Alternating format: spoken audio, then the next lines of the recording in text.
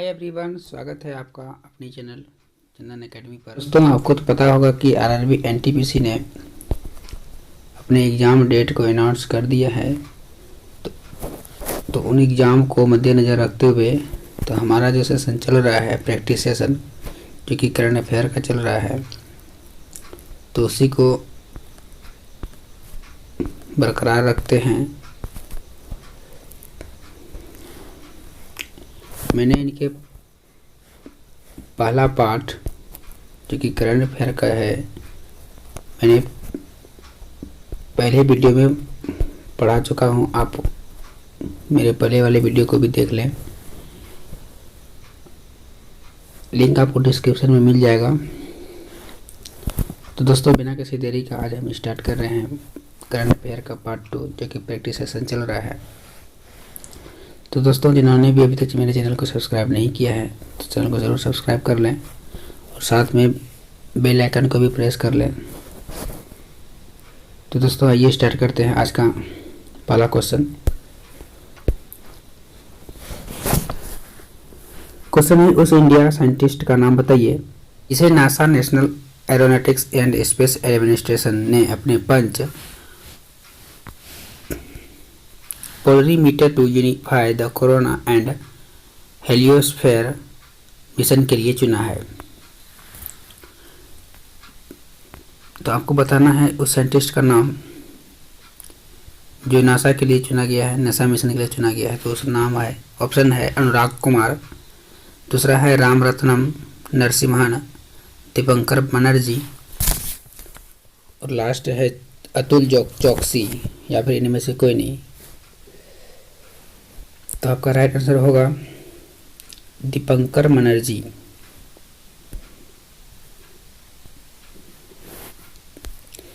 दोस्तों, इनके बारे में जानते हैं क्या क्या है इसके बारे में।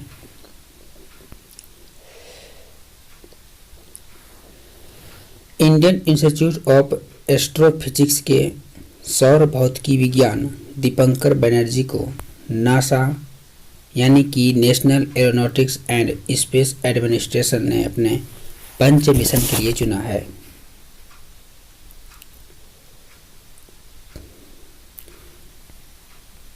प्रोफेसर बनर्जी भारत के विज्ञान कार्य समूह के सह अध्यक्ष भी हैं, क्योंकि भारत अपने स्वयं के उपग्रह आदित्य L1 को सूर्य के कोरोना का अध्ययन करने के लिए भेजने की योजना बना रहा है। दीपंकर बनर्जी सौर हवा के त्वरण का अध्ययन करेंगे। Punch Polarimeter to unify the corona and Heliosphere है जो सूर्य की छवि देगा, यानी कि सूर्य की जो इमेज है वो कौन देगा? Polarimeter to unify the corona and heliosphere, ये सूर्य की इमेज देगा।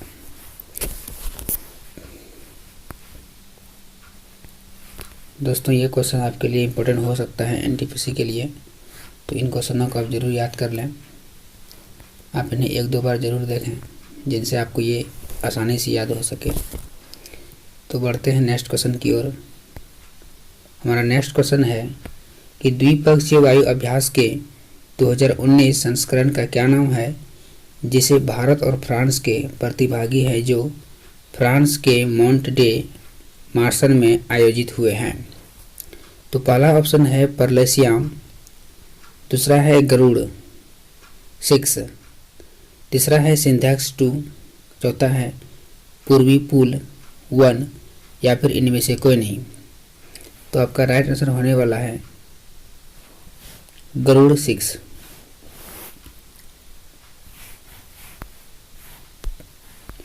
दोस्तों, ये क्वेश्चन है द्विपक्षीय वायु अभ्यास के 2019 संस्करण का क्या नाम है, तो यह है गरुड़ 6।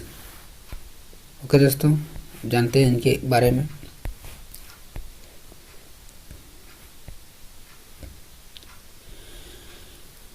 इंडियन एयरफोर्स यानी कि IAF, जिन्हें आप हिंदी में भारतीय वायुसेना के नाम से भी जानते हैं, भारतीय वायुसेना और आर्मी डे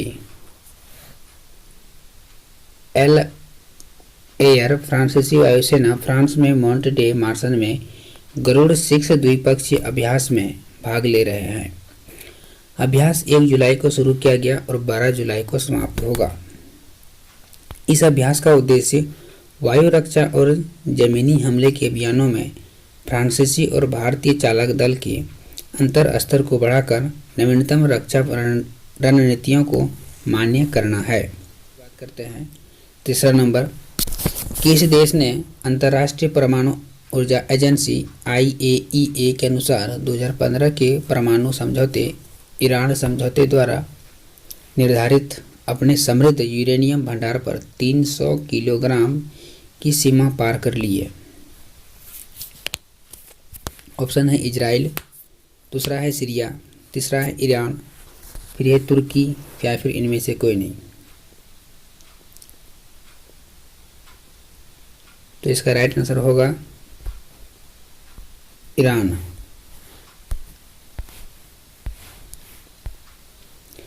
अंतर्राष्ट्रीय परमाणु ऊर्जा agency the international atomic energy agency IAEA ने पुष्टि की कि ईरान ने 2015 के परमाणु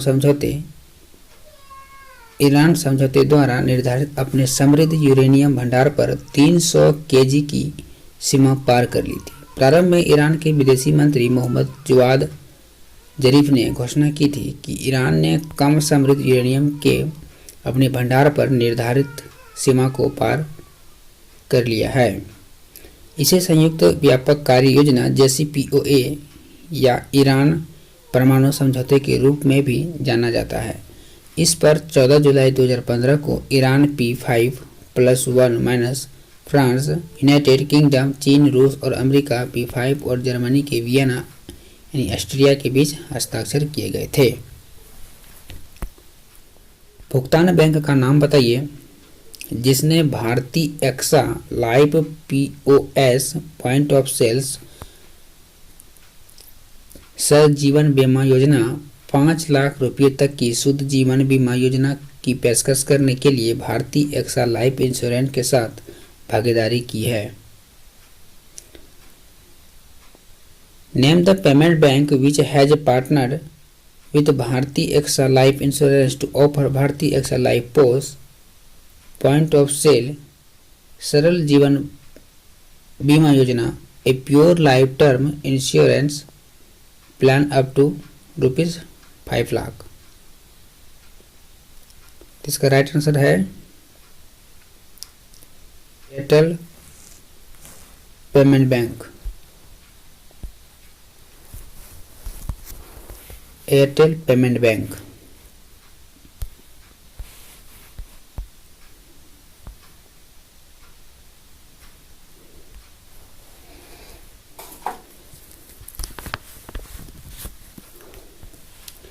देश में पहला लाइव भुगतान बैंक एयरटेल पेमेंट बैंक ने Bhartiya AXA life POS point of sale Saral Jeevan Bima योजना की पेशकश करने के लिए भारतीय एक्सा लाइफ इंश्योरेंस के साथ भागीदारी की है, जो कि भारत में बीमाकृत और अनसिक्योर्ड सेगमेंट में 5 लाख रुपये तक का शुद्ध बीमा योजना है। एयरटेल पेमेंट बैंक के 25,000 रिटेल आउटलेट्स पर उपलब्ध पॉलिसी को 60,000 से अधिक बैंकिंग बिंदुओं पर कवर करने के लिए विस्तारित किया जाएगा। नेक्स्ट क्वेश्चन है AK मिश्रा को किस बैंक में अतिरिक्त निदेशक नियुक्त किया गया है? ऑप्शन है syndicate bank, axis bank, Punjab national bank या फिर जम्मू कश्मीर बैंक या फिर इनमें से कोई नहीं। To which bank AK Mishra was appointed as additional director? तो इसका राइट आंसर है जम्मू कश्मीर बैंक। 4 जुलाई 2019 को भारतीय रिजर्व बैंक ने AK मिश्रा को जम्मू और कश्मीर बैंक के निदेशक मंडल में एक अतिरिक्त निदेशक के रूप में नियुक्त किया है। तो इन्हें 4 जुलाई 2019 को IRB ने जम्मू और कश्मीर बैंक को निदेशक के रूप में इसे नियुक्त किया गया है। वह RBI के पूर्व कार्यकारी निदेशक थे। उनकी नियुक्ति 3 जुलाई 2019 से 2 जुलाई 2021 तक या अगले आदेशों तक 2 साल की अवधि के लिए होगी। ये RBI के कार्यकारी निदेशक भी थे जिनकी नियुक्ति 2 साल के लिए की गई है। नेक्स्ट क्वेश्चन बात करते हैं 5वां number, Golecin stadium Poznan. Golecin stadium Poznan Poland में आयोजित पोजनो एथलेटिक्स ग्रैंड प्रिक्स 2019 में महिलाओं के 200 मीटर में स्वर्ण पदक किसने जीता?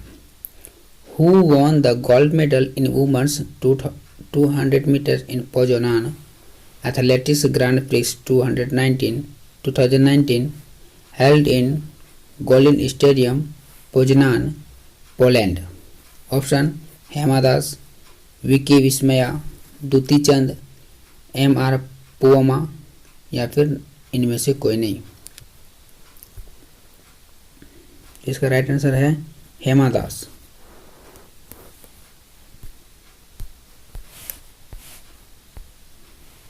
Hema Das is the right answer of this question.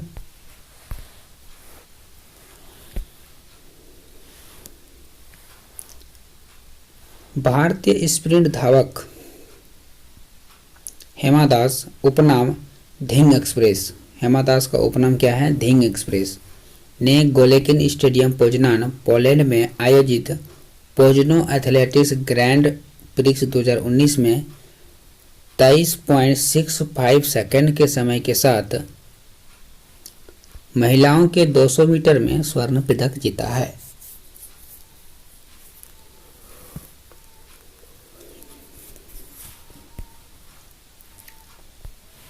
Next question है, किस योजना के तहत 2014 से 9 करोड़ से 62 लाख व्यक्तिगत घरेलू शौचालयों का निर्माण किया गया है? Under which is give 9 crore 62 lakhs individual household toilets have been constructed since 2014? तो ऑप्शन है प्रधानमंत्री मातृ वंदना योजना, दूसरा है प्रधानमंत्री आदर्श ग्राम योजना, तीसरा है Shyama Prasad Mukherjee rurban mission urban mission, sorry यहाँ पे अर्बन मिशन, चौथा है स्वच्छ भारत मिशन ग्रामीण, या फिर इनमें से कोई नहीं। तो इसका राइट आंसर है स्वच्छ भारत मिशन।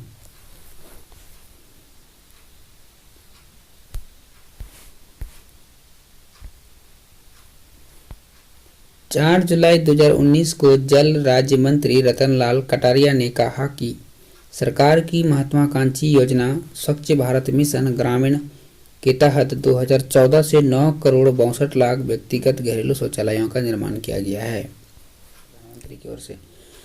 नेक्स्ट क्वेश्चन है, किस वर्ष तक दिल्ली, जयपुर और दिल्ली, आगरा इलेक्ट्रिक वाहनों के लिए चार्जिंग स्टेशन लागू किए जाएंगे, जिसमें से वे ऐसा करने वाले पहले भारतीय राजमार्ग गलियारे बन जाएंगे? By which year Delhi, Jaipur and Delhi Agra will implement charging station for electric vehicles, making them the first Indian highway corridor to do so? Option है मार्च 2021, दूसरा है मार्च 2020, तीसरा है मार्च 2022 और चौथा है मार्च 2023 या फिर इनमें से कोई नहीं। तो इसका राइट आंसर है मार्च 2020। मार्च 2020 तक में ये इलेक्ट्रिक व्हीकल मार्ग चालू हो जाएंगे, लागू किए जाएंगे। इनके बारे में भी जान लीजिए कि दिल्ली, जयपुर और दिल्ली आगरा के राजमार्ग है। कौन कौन से राजमार्ग है? दिल्ली, जयपुर और दिल्ली आगरा के राजमार्ग हैं। भारत के पहले राजमार्ग गलियारे होंगे जिनको मार्च 2020 तक इलेक्ट्रिक वाहनों के लिए चार्जिंग स्टेशन मिल जाएंगे।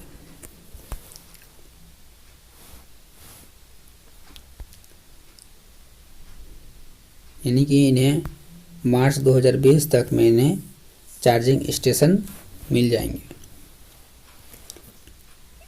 यमुना एक्सप्रेस वे दिल्ली और आगरा के बीच, यमुना एक्सप्रेस कहाँ के चलती है? दिल्ली और आगरा के बीच है जो है। और राष्ट्रीय राजमार्ग 48 यानी 48 दिल्ली और जयपुर के बीच पर गलियारों की कुल दूरी 500 किलोमीटर है और इन दोनों राजमार्गों पर टोल प्लाज्माओं टोल प्लाजाओं के पास बैटरी चार्ज करने और बदलने के लिए 18 चार्जिंग स्टेशन स्थापित किए जाएंगे। ये था वर्ल्ड हेरिटेज साइट्स की संयुक्त राष्ट्र शैक्षिक, वैज्ञानिक और सांस्कृतिक संगठन यूनेस्को की सूची में किस भारतीय शहर को प्रतिष्ठापित वस्तु विरासत के लिए प्रस्तुत किया गया है।